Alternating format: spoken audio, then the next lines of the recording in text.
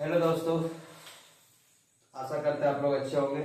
बोल रहे थे कि आज हम लोग संज्ञा पढ़ने वाले हैं, जिसको नाउन बोलते हैं इंग्लिश में। संज्ञा संज्ञा क्या है? संज्ञा का शाब्दिक अर्थ होता है नाम। संज्ञा का शाब्दिक अर्थ क्या होता है? नाम। संज्ञा का शाब्दिक अर्थ होता है नाम। ठीक है। बोल रहा है कि संज्ञा किसे कहते हैं? इसको परिभाषा बोल सकते हैं। परिभाषा, इस संज्ञा की परिभाषा क्या होता है? बोला किसी प्राणी, वस्तु, स्थान, भाव आदि का नाम ही उसकी संज्ञा कहा जाता है। बोला किसी प्राणी, वस्तु, स्थान, भाव आदि का नाम ही उसकी संज्ञा कहा जाता है। दूसरे शब्दों में अगर संज्ञा के देखा जाए, पहले संज्ञा क्या है? संज्ञा का शाब्दिक अर्थ होता है नाम। संज्ञा का शाब्दिक अर्थ क्या होता है? नाम होता है। बोला किसी प्राणी, वस्तु, स्थान, भाव आदि का नाम ही उसकी संज्ञा कहलाती है। संज्ञा कहलाती है। बोला कि दूसरे शब्दों में संज्ञा, दूसरे शब्दों में किसी का नाम ही उसकी संज्ञा है। किसी का नाम ही उसकी क्या है? संज्ञा है। कि किसी का नाम ही उसकी संज्ञा है तथा इस नाम से ही पहचाना जाता है। संज्ञा के नाम से ही, मतलब संज्ञा किसी शब्दों का किसी दूसरे शब्दों में, किसी शब्दों में किसी का नाम ही उसकी क्या है? संज्ञा है। किसी का नाम ही उसकी संज्ञा है और इस नाम से ही पहचाना जाता है। संज्ञा ना हो तो पहचान क्या है? अधूरी है। अगर संज्ञा ना हो तो पहचान क्या होता है? अधूरी है। बोला कि और भाषा का प्रयोग भी बिना संज्ञा का संभव नहीं है। हम लोग जो भाषा का प्रयोग करते हैं वो बिना संज्ञा का संभव नहीं है। भाषा का प्रयोग। बोला कि अर्थ की दृष्टि से संज्ञा 5 प्रकार की होती है। संज्ञा कितने प्रकार की होती है? 5 प्रकार की होती है। पहला होता है व्यक्तिवाचक संज्ञा, जिसे प्रॉपर नाउन भी कहते हैं। पहला व्यक्तिवाचक संज्ञा, जिसे प्रॉपर नाउन भी कहते हैं। दूसरा जातिवाचक संज्ञा, जिसे कॉमन नाउन भी कहते हैं। पहला व्यक्तिवाचक संज्ञा, दूसरा जातिवाचक संज्ञा, तीसरा दरवाचक संज्ञा, चौथा समूहवाचक संज्ञा, पांचवा होता है भाववाचक संज्ञा। ठीक है। संज्ञा कितने भेद होते हैं संज्ञा के? तो संज्ञा 5 प्रकार का होता है। पहला होता है व्यक्तिवाचक, दूसरा होता है जातिवाचक, तीसरा होता है दरवाचक, चौथा होता है समूहवाचक और पांचवा होता है भाववाचक। संज्ञा कितने प्रकार का? तो संज्ञा 5 प्रकार का। पहला होता है व्यक्तिवाचक, दूसरा होता है जातिवाचक, तीसरा होता है दरवाचक, चौथा भाववाचक और पांचवा समूहवाचक। आप लोग एक तरफ से इसको कॉपी में नोट करते जाइएगा। व्यक्तिवाचक संज्ञा को प्रॉपर नाउन कहते हैं, जातिवाचक संज्ञा को कॉमन नाउन कहते हैं, दरवाचक संज्ञा को मटेरियल नाउन कहते हैं, समूहवाचक संज्ञा को कलेक्टिव नाउन कहते हैं। समूहवाचक संज्ञा को कलेक्टिव नाउन कहते हैं और भाववाचक संज्ञा को एब्स्ट्रैक्ट नाउन कहते हैं। Abstract noun. ठीक है। तो हम लोग संज्ञा को देख लिए। संज्ञा किसे कहते हैं? तो संज्ञा किसी व्यक्ति, वस्तु, स्थान, भाव आदि का जो बोध होता है उसे हम लोग क्या कहते हैं? संज्ञा कहते हैं। संज्ञा के कितने भेद होते हैं? तो 5 भेद होते हैं। पहला व्यक्तिवाचक, दूसरा जातिवाचक, तीसरा दरवाचक, चौथा समूहवाचक और पांचवा भाववाचक। इसको आप कॉपी में नोट डाउन कर लीजिए।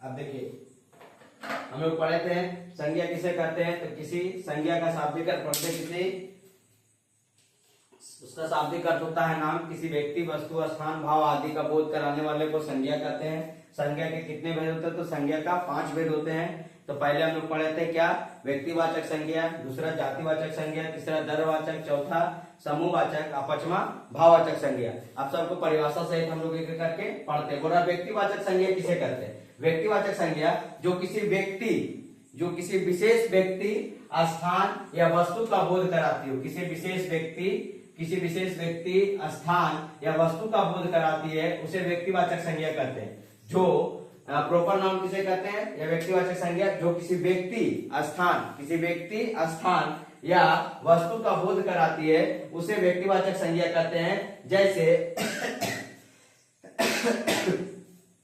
राम, गंगा, पटना। देखिए, गंगा क्या है? विशेष नदी है। पटना क्या स्थान है? राम क्या नाम है? जो एक विशेष व्यक्ति का बोध कराया गया, वस्तु का बोध कराती है तो उसे हम लोग क्या कहते हैं? व्यक्तिवाचक संज्ञा। उसे क्या कहते हैं? व्यक्तिवाचक संज्ञा। जो किसी व्यक्ति, स्थान, वस्तु का बोध कराती है उसे व्यक्तिवाचक संज्ञा कहते हैं। जैसे राम, गंगा, पटना। ठीक है। अब इसका आगे देखते हैं जातिवाचक संज्ञा किसे कहते हैं? Common noun. जातिवाचक संज्ञा जो संज्ञा एक ही प्रकार की वस्तुओं का पूरी जाति का,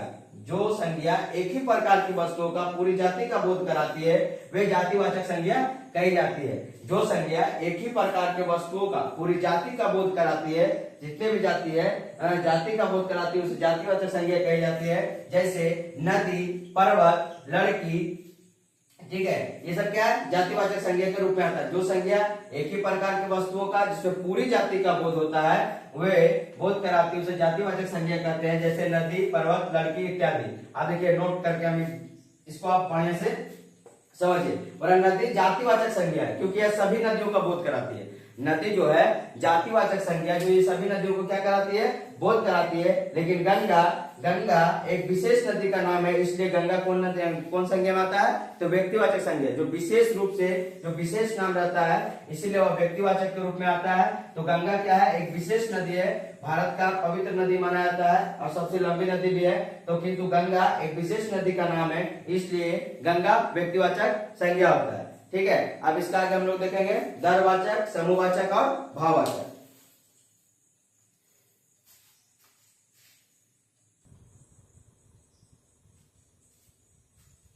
अब देखिए हम लोग इससे पहले व्यक्तिवाचक और जातिवाचक दो परिभाषा देख लेते हैं। अब तीसरा देखते हैं कि संज्ञा कितने प्रकार के होते हैं, 5 प्रकार के।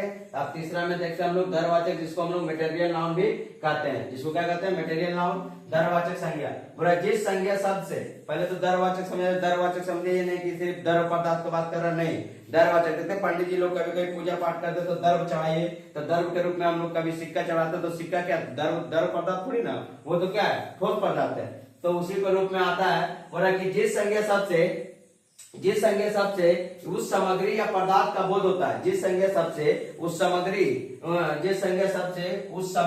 या पदार्थ का बोध होता है जिससे कोई वस्तु क्या है, बनी है, जिससे कोई वस्तु क्या है, बनी है, वह दरवाचक संज्ञा कहलाती है। बोला जिस संज्ञा शब्द से उस सामग्री या पदार्थ का बोध होता है जिससे कोई वस्तु बनी है उसे दरवाचक संज्ञा कहते हैं। दरवाचक संज्ञा में क्या क्या आता है, देखिए ठोस पदार्थ में सोना, चांदी, तांबा, लोहा, ऊन, ये सब क्या आता है, ठोस पदार्थ के रूप में सोना, चांदी, तांबा, लोहा, ऊन, ये सब क्या है, ठोस पदार्थ के रूप में होता है।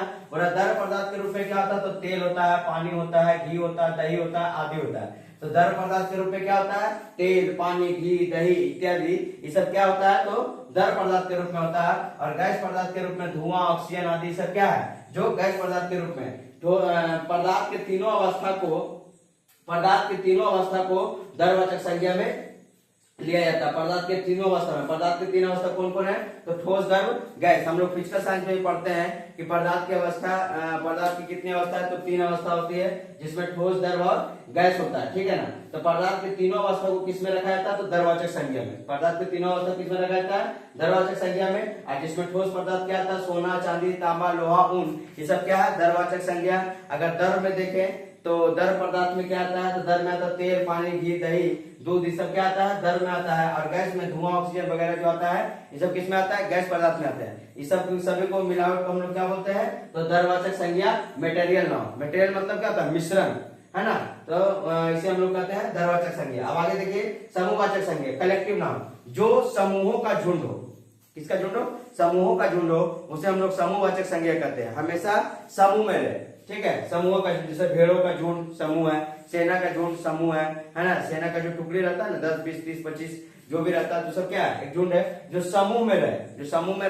जैसे विद्यार्थी का झुंड रहता है ना, स्कूल वगैरह में विद्यार्थी जो रहता है, तो सब क्या रहता है, समूहवाचक संज्ञा में आता है। इसको कलेक्टिव नाउन कहते हैं। अगर 10 को मान लिया स्कूल बैग है, उसको हम पकड़ करके अपने पास रख लिया तो क्या है, समूह हो गया। तो इसे हम लोग क्या कहेंगे, कलेक्टिव नाउन कहते हैं। बोला कि कलेक्टिव नाउन इंग्लिश से देखिए, कलेक्ट करना, जो क्या करना, कलेक्ट करना, समूह में बना रहना। बोला जो संज्ञा शब्द में किसी एक व्यक्ति का वाचक ना हो करके समूह या समुदाय के वाचक हो। जो संज्ञा शब्द में किसी एक व्यक्ति का वाचक ना हो करके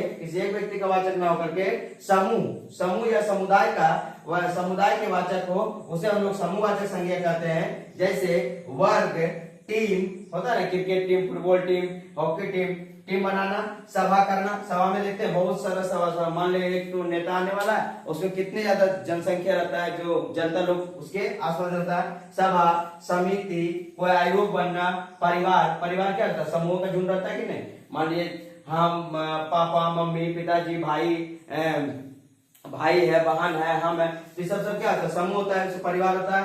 पुलिस में भी देखिए पूरा झुंड रहता है, सेना में सेना का टुकड़ी भी रहता है, अधिकारी लोग भी क्या रहता है समूह में रहते हैं, अधिकारी हो गए। उसके बाद कर्मचारी हो गए, जो ताश खेलता है वो भी देखते हैं 4 5 जो भी रहता है अपना समूह में रहता है। टी सेट हो गया, जो टी सेट जो रहता है चाय पीने वाला कप एक समूह में रहता है ना, सेट पूरा दीजिए तो समूह में दीजिए, तो ये समूहवाचक हो जाएंगे। ऑर्केस्ट्रा वगैरह ये सब क्या होता है, तो समूहवाचक संज्ञा होता है। समूहवाचक संज्ञा किसे होता है, जो संज्ञा शब्द में एक व्यक्ति का वाचक ना होकर के समूह या समुदाय का बोध हो, उसे हम लोग क्या कहते हैं, समूहवाचक संज्ञा कहते हैं। जैसे केला का घौदा वगैरह सब क्या है, समूह में रहता है, एक घौदा में पूरा कितना केला रहता है, तो ये सब क्या हो गया, समूहवाचक संज्ञा आ गया। अब लास्ट में हम लोग को क्या बचा है, तो भाववाचक संज्ञा किसे कहते हैं, उसको देखते हैं हम लोग। भाववाचक,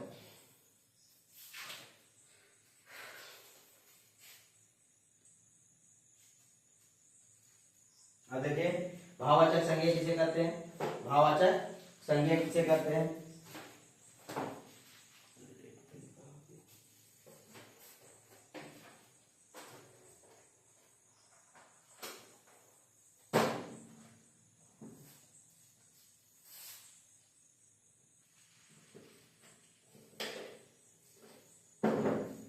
बोला है कि भाववाचक संज्ञा किसी भाव गुण दशा का ज्ञान कराने वाले शब्द को भाववाचक संज्ञा कहते हैं। किसी का भाव, उसके गुण, उसकी दशा, ठीक है ना, किसी का भाव, किसी का गुण, किसी की दशा का ज्ञान कराने वाले शब्द को हम लोग भाववाचक संज्ञा कहते हैं।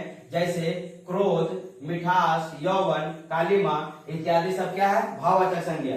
बोला किसी भाव, गुण, दशा मतलब किसके अंदर कौन सा गुण है, वो अपने गुण को दर्शा रहा। जैसे कि मान लीजिए मिठास या मिठाई का गुण है क्या होना, मीठा होना, तो उसके गुण को दर्शा रहा है, ठीक है ना। किसी का भाव अच्छा होता है, किसी का भाव खराब होता है। जिसे कहने का मतलब है कोई किसी को बोलने पर थोड़ा सा मुस्कुरा जाए तो उसका भाव मतलब लगता है ना कि नहीं सही है, ठीक है ना। तो किसी का भाव, गुण, दशा आदि का ज्ञान कराने वाले शब्द को हम लोग भाववाचक संज्ञा कहते हैं। जैसे क्रोध, मिठास, यौवन, कालिमा इत्यादि। अभी तक हम लोग संज्ञा के बारे में पूरा पढ़ लिए। संज्ञा किसे कहते हैं, संज्ञा के कितने भेद होते हैं, सभी भेदों के बारे में हम लोग परिभाषा सहित समझ लिए हैं और उसको पढ़ लिए हैं। अब आगे देखते हैं कि आप लोग इसको बढ़िया से कॉपी में नोट डाउन करके आराम से पढ़ लीजिएगा और एग्जाम के समय में एक बार फिर से रिवाइज कर लीजिएगा कि संज्ञा किसे कहते हैं। किसी व्यक्ति, वस्तु, स्थान, भाव आदि का बोध कराने वाला को संज्ञा कहते हैं। संज्ञा के कितने भेद होते हैं, तो संज्ञा के 5 भेद होते हैं। जातिवाचक,